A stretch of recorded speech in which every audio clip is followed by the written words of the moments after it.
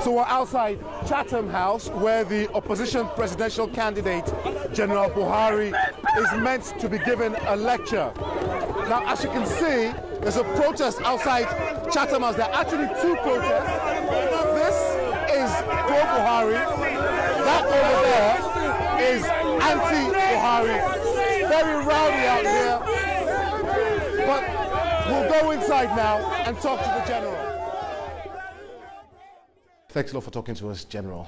I just want to start by talking about the protest that we can hear from outside.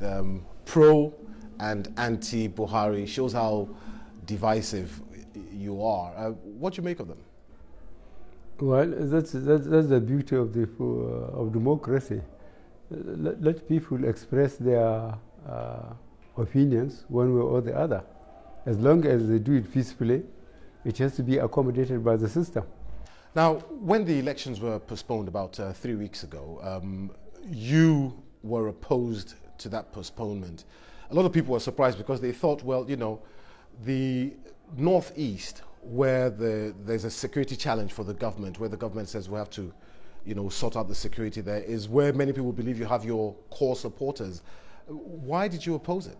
No, I don't believe it was a good idea, because if elections can be conducted in Afghanistan, in Pakistan, in Syria, why election can't be held in Nigeria, where only 14 local governments are really involved?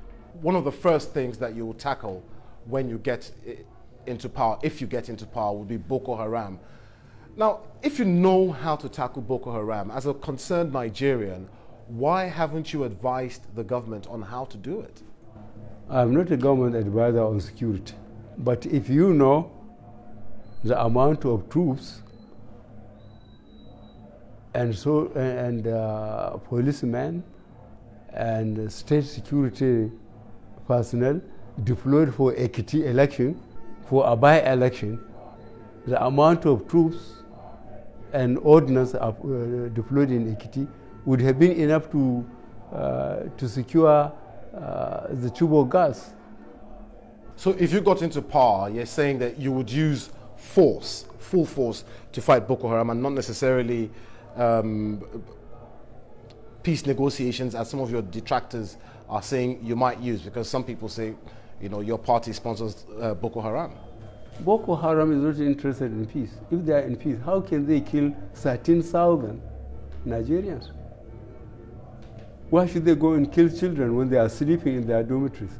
Why should they bomb churches and mosques and marketplaces and motor parks? They are not interested in peace. When you know, overthrew a democratically elected government in 1983, yes, you know, you just threw everybody in prison. No, well, not everybody. Well, I didn't throw you in prison. Well, I wasn't a politician then, but lots of public office holders you threw in prison. Is that what you're still planning to do when you get back? That is a misconception of what happened. People who held places of responsibility, governors, ministers, head of parastatals, that we have documentary evidence against them, are the ones that we took before the tribunals. People going along their way on the street just because they had been politicians, nobody even talked to them.